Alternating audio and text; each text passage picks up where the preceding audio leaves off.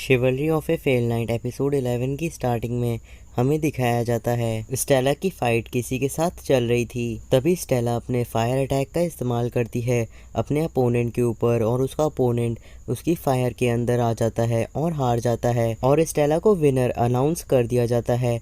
फिर अगले सीन में हमें दिखाया जाता है स्टेला और कुरुगाने कहीं घूमने आए थे। वो दोनों ही पार्क में चलते चलते एक दूसरे से बात कर रहे थे। तभी स्टेला एक मजाक करने लगती है और वो मजाक थोड़ा सा अजीब था जो कि कुरुगाने को भी समझ में नहीं आया और मुझे भी समझ में नहीं आया। फिर स्टेला कुरुगाने से कहने लगती है, तुम्हें हमारे प्रॉमिस के बारे में याद है ना कि हमने प्रॉमिस किया था कि हम लोग 7 स्टार फेस्टिवल में एंड तक रहेंगे और एक दूसरे से एंड में फाइट करेंगे, सिर्फ और सिर्फ मैं और तुम, और हमेशा साथ रहेंगे। और ये कहने के बाद वो दोनों एक दूसरे को किस करते हैं और तभी छुप करके कोई उन दोनों की फोटो खींच लेता है और एक अजीब सी स्माइल देता है। और फिर अगले सीन में हमें दिखाया जाता है काफ़ी ढेर सारी भीड़ एक जगह पे इकट्ठा थी और जहाँ पे वो सारे लोग खड़े थे वहाँ पे एक पोस्टर लगा था कि अब सिर्फ और सिर्फ 4 लोग बचे हैं 7 स्टार फेस्टिवल में। तभी अगले सीन में हमें दिखाया जाता है कुरुगाने डायरेक्टर के सामने खड़ा है और एपिसोड का टाइटल भी हमें तभी दिखा दिया जाता है जो कि है another one the uncovered sword king 1। फिर तभी कुरुगाने को डायरेक्टर कॉन्ग्रेचुलेशंस कहती है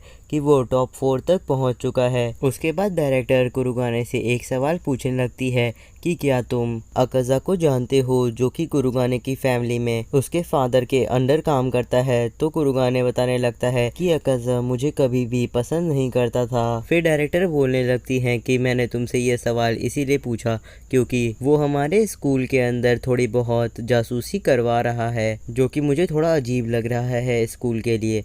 तो कुरुगाने कहने लगता है अगर मेरी वजह से कोई भी दिक्कत है तो मैं भी स्कूल को छोड़ देता हूँ। लेकिन तभी डायरेक्टर कहती है मुझे अंडर एस्टिमेट मत करो कुरुगाने और शांत रहो क्योंकि तुम्हारी सारी की सारी जिम्मेदारियाँ मेरे ऊपर हैं और साथ ही साथ मैं इस स्कूल की डायरेक्टर भी हूँ, इसीलिए यहाँ के सारे लोगों को प्रोटेक्ट करने की ड्यूटी मेरी है। फिर कुरुगाने डायरेक्टर को सर झुका करके थैंक्स कहता है और वहाँ से चला जाता है। फिर अगले सीन में हमें दिखाया जाता है कुरुगाने और स्टेला स्टूडेंट काउंसिल रूम की तरफ जा रहे थे और स्टेला कुरुगाने से पूछती है कि स्टूडेंट काउंसिल ने हमें यहाँ पे क्यों बुलाया है। तो कुरुगाने कहता है मुझे नहीं पता, शायद से उन्हें फिर से हम लोगों की मदद चाहिए सफाई करने में। और जैसे ही वो दोनों स्टूडेंट काउंसिल रूम के अंदर पहुँचते हैं तो देखते हैं कि वहाँ पे कोई गिर रहा है और वहाँ पे जो गिर रहा रहता है वो थी स्टूडेंट काउंसिल प्रेसिडेंट टोका टोडो। तभी स्टूडेंट काउंसिल प्रेसिडेंट उठती है और बाकी के मेंबर से कहने लगती हैं चीज़ों को सही से करो, ये कितने अजीब तरीके से तुमने चीज़ों को फैला के रखा है। और स्टूडेंट काउंसिल प्रेसिडेंट को ये सब करते देख करके कुरुगाने स्टेला से कहता है और स्टेला कुरुगाने से कहती है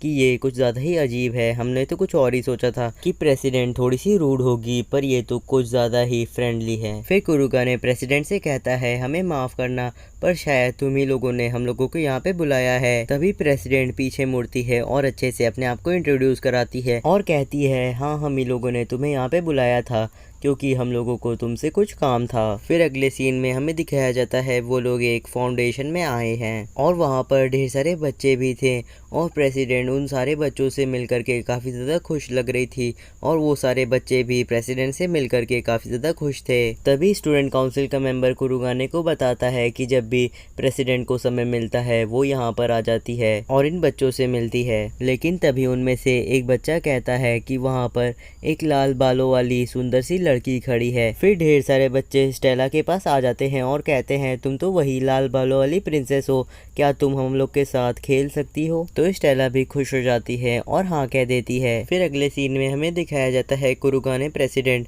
और बाकी के स्टूडेंट काउंसिल मेंबर मिलकर के खाना बना रहे थे।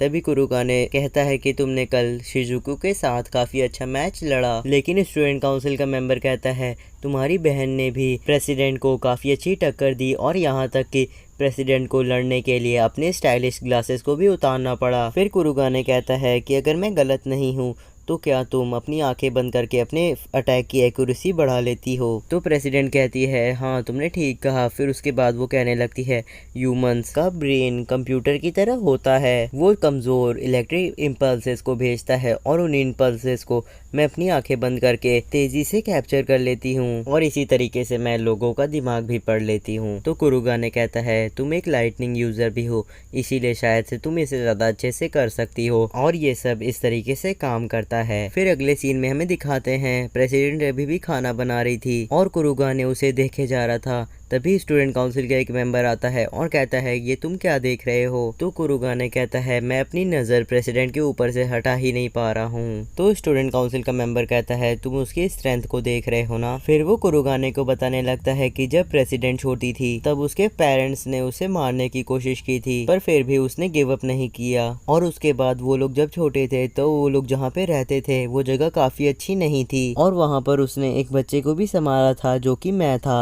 और अब भी उसने गिव अप नहीं किया था। और यही शायद राइकिरी की असली पावर है और प्रेसिडेंट की भी। फिर अगले सीन में हमें दिखाया जाता है कुरुगाने और स्टेला वापस जा रहे थे।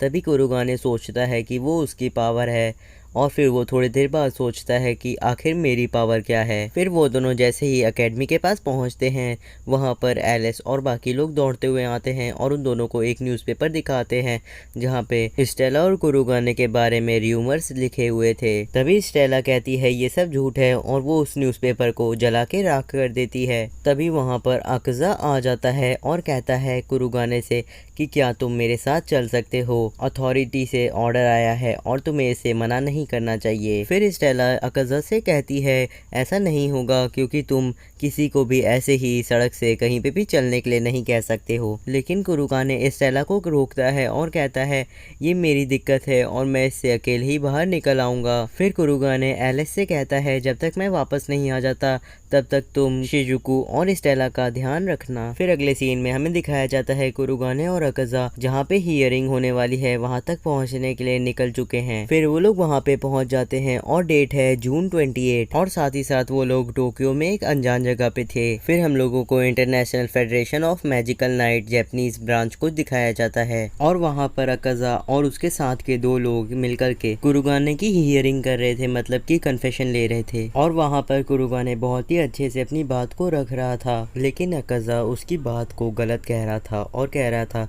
कि तुम सही बात नहीं कर रहे हो। तो कुरुगाने कहता है मैं सही कह रहा हूँ और मैंने और स्टेला ने कुछ भी गलत नहीं किया है, हम दोनों बहुत ही ज़्यादा सीरियस हैं। तभी सीन कट होता है और हमें अगले सीन में डायरेक्टर और मिस नैने को आपस में बात करते हुए दिखाया जाता है। और वहाँ पर मिस नैने डायरेक्टर से कह रही थी कि इकी को कुरुगाने फैमिली फंसा रही है और वो इस चीज़ को पूरा करने में अकज़ा की मदद ले रही है क्योंकि वो जानते हैं कि अकज़ा किसी भी तरीके से उसका झूठा कन्फेशन निकलवा ही लेगा। फिर अगले सीन में हमें दिखाया जाता है इकी के हाथ में जो हथकड़ियाँ बंधी थी उन हथकड़ियों को दो गार्ड्स खोल देते हैं और वो इकी को एक कमरे में बंद कर देते हैं और कहते हैं तुम्हारी अगली हियरिंग सुबह 6 बजे है तो जाके सो जाओ। तभी अगले सीन में हमें हागुन एकेडमी को दिखाया जाता है जहाँ पे स्टेला की फाइट किसी से चल रही थी और स्टेला जीत जाती है और वहाँ पर सभी लोग कुरुगाने और स्टेला के बारे में झूठी खबरों को लेकर के बात कर रहे थे। फिर हम लोगों को हियरिंग के 4th डे को दिखाया जाता है जहाँ पे कुरुगाने का एक 7 स्टार फेस्टिवल का मैच होने वाला था और वहाँ पर मिस यूरी भी आई रहती हैं और जैसे ही वो कुरुगाने से बात करने की कोशिश करती है तभी एक गार्ड बोलता है प्रिजनर को किसी से भी बात करने की इजाज़त नहीं है और फिर कुरुगाने का मैच स्टार्ट हो जाता है। अगले सीन में कुरुगाने के बारे में स्टेला, एलिस और बाकी सब बात कर रहे थे और स्टेला एक मैसेज को भी पढ़ती है जिसमें लिखा था कि कुरुगाने वो मैच जीत चुका है जो वो लड़ रहा था, पर उस मैच को जीतने में उसे थोड़ी सी दिक्कत हुई। तो एलिस कहता है ये सिर्फ और सिर्फ कुरुगाने के नाम को खराब करने का तरीका है। तो फिर स्टेला कहती है कुरुगाने मेरी वजह से ही इस मुसीबत में पड़ा है, इसीलिए शायद मुझे उसे छोड़ देना चाहिए। तभी शिजुकू अचानक से स्टेला के ऊपर काफी ताकतवर वाटर अटैक कर देती है। फिर अगले सीन में स्टेला खड़ी होती है और शिजुकू से कहती है आखिर तुम्हारी दिक्कत क्या है, लेकिन शिजुकू कहती है कि कुरुगाने ये सब तुम्हारे लिए ही कर रहा है और वो इस मुसीबत में सिर्फ और सिर्फ तुम्हें बचाने के लिए उन लोगों से लड़ रहा है और यहाँ पर तुम आसानी से ऐसी ऐसी बातें कर रही हो। और शिजुकू की बातें सुनकर के स्टेला को भी समझ में आ जाता है कि कुरुगाने ये सब सिर्फ और सिर्फ उसी के लिए कर रहा है। फिर वो सोचने लगती है कि ठीक इसी समय कुरुगाने वहाँ पर क्या कर रहा होगा और कुरुगाने इस समय सिर्फ और सिर्फ मेरे लिए लड़ रहा है। और अगले सीन में स्टेला कहती है अब मैं क्या कर सकती हूँ, और ये कहने के बाद वो अपने कुछ बालों को अपनी तलवार से काटती है और यहीं पे सीन कट होता है। और अगले सीन में हमें दिखाया जाता है कुरुगाने की कस्टडी को 8 दिन हो चुके हैं। फिर तभी अनाउंसमेंट होती है कि इकी कुरुगाने जीत चुका है और इकी ने अभी तक 16 में से 16 मैचेस जो उसने लड़े हैं वो जीत चुका है। और इतने सारे मैचेस लड़ने के बाद इकी काफी ज्यादा थक चुका था और उसकी हालत काफी ज्यादा खराब हो जाती है और वो बस जमीन पे गिरने ही वाला था। तभी तक में मिस यूरी आ जाती हैं और इकी को पकड़ लेती हैं। अकाज़ा मिस यूरी को मना करता है इकी के पास जाने के लिए, लेकिन तभी मिस यूरी अपने मुंह से ब्लड बाहर फेंकती है हमेशा की तरह और मौका देखते ही इकी के जेब के अंदर कुछ डाल देती हैं। फिर वो सभी से कहती हैं ठीक है तो मैं अब 17th मैच में मिलूंगी। मिस यूरी के जाने के बाद गार्ड पूछता है अकाज़ा से आखिर अभी उसने वहाँ पे क्या किया, तो अकाज़ा हंसता है और कहता है वो एक पुरानी ट्रिक थी पर मजेदार ट्रिक थी। फिर अगले सीन में हमें दिखाया जाता है कुरुगा ने अपने कमरे में बैठ करके उस चिट्ठी को पढ़ रहा था जो कि मिस यूरी ने उसे दी थी और जैसे ही इकी उसमें के एनवेलप को खोलता है वो देखता है उसके अंदर स्टेला के लाल बाल हैं। फिर हम लोग को हियरिंग के 9th डे का सीन दिखाया जाता है और अभी भी कुरुगाने की हियरिंग ही चल रही थी, लेकिन इस समय कुरुगाने थका हुआ नहीं था क्योंकि उसे पता था कि वो सिर्फ अकेला नहीं लड़ रहा है, उसके साथ साथ स्टेला भी लड़ रही है और जीत रही है। वो हम दोनों का प्रॉमिस पूरा करने के लिए लड़ रही है, इसलिए मैं भी लड़ूंगा, चाहे कोई भी हम दोनों के बीच में आने की कोशिश करे, मुझे कोई फर्क नहीं पड़ता। फिर कुरुगाने अकाज़ा से कहता है मुझे अपने फादर से बात करनी है, वो यहाँ के ब्रांच लीडर हैं। तो अकाज़ा हंसने लगता है और कहता है क्या तुम्हें सच में लगता है कि मैं तुम्हारी बात ऐसे ही करवा दूंगा। तभी अकाज़ा को एक नोटिफिकेशन आता है और अकाज़ा उस नोटिफिकेशन को देख करके चौंक जाता है और डायरेक्टर का नाम लेता है। तभी डायरेक्टर दूसरी तरफ अपने मन में सोच रही रहती हैं कि मुझे तुम्हारे लिए चिंता हो रही है कुरुगाने और ये वक्त है तुम्हारे पास्ट को फेस करने का। अगले सीन में कुरुगाने अपने फादर के पास पहुंच चुका था और कुरुगाने के पहुंचते ही उसके फादर उससे कहते हैं मैंने सुना कि तुम सारे के सारे मैचेस जीत रहे हो। ये सुन करके कुरुगाने काफी ज्यादा खुश हो जाता है और कहता है मुझे लगा था आप मुझे कभी भी पसंद नहीं करते थे क्योंकि मेरे पास मैजिक नहीं था। तो उसके फादर कहते हैं अगर तुम्हें ऐसा लगता था तो तुम गलत सोच रहे थे, मैंने तुम्हें कभी भी नापसंद करने की बात नहीं कही और ना सोची। और ये सारी बातें सुन करके कुरुगाने को काफी ज्यादा अच्छा लगता है, लेकिन तभी उसके फादर कुछ और ही बात करने लगते हैं और कहते हैं तुम्हारे पास कोई टैलेंट नहीं है और ऐसे लोगों को कुछ भी सिखाना जिनके पास मैजिक या फिर कोई टैलेंट नहीं है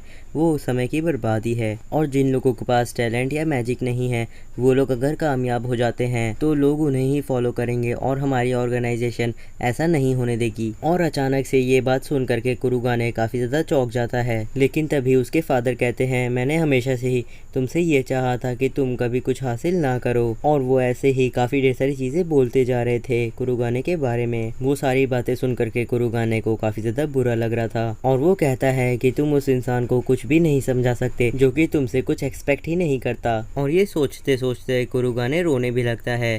तभी उसके फादर पूछते हैं आखिर तुम क्यों रो रहे हो। और वहीं पे दूर खड़ा अकाज़ा कहता है हमारा छोटा इकी कुरुगाने रो रहा है। देन हम लोगों को अगले सीन में 11th डे का सीन दिखाया जाता है जहाँ पे कुरुगाने एक और फाइट जीत चुका था और लगातार 17 फाइट्स लड़ते हुए और जीतते हुए कुरुगाने काफी ज्यादा थक चुका था। देन हम लोग को एक दिन बाद का सीन दिखाया जाता है जहाँ पे कुरुगाने की हालत काफी ज्यादा ही बुरी हो चुकी थी, वो बस किसी तरीके से अपने आप को जिंदा रखा हुआ था। और फिर वो एक और फाइट लड़ता है और उस फाइट में भी जीत जाता है और अभी तक उसने 18 में से 18 फाइट जीत चुकी है। फिर उसके बाद वो सेकेंड लास्ट फाइट मतलब कि 19 फाइट को भी जीत जाता है। अब इसके बाद सिर्फ और सिर्फ एक ही फाइट बाकी रह गई है और अभी हियरिंग का भी 17th डे हो चुका है। और आज की हियरिंग में अकाज़ा कुरुगाने को बताता है तुम्हारी लास्ट फाइट टोका टोडो से होने वाली है, जिसे तुम लाइटनिंग भी कह सकते हो और उससे लड़ करके तुम आज अपने आप को साबित कर सकते हो। तो कुरुगाने धीरे से बोलता है अच्छा तो मुझे एक और फाइट लड़नी होगी। लेकिन फिर अकाज़ा कहता है अगर तुम ये फाइट जीत जाते हो तो तुम्हें यहाँ से छोड़ दिया जाएगा,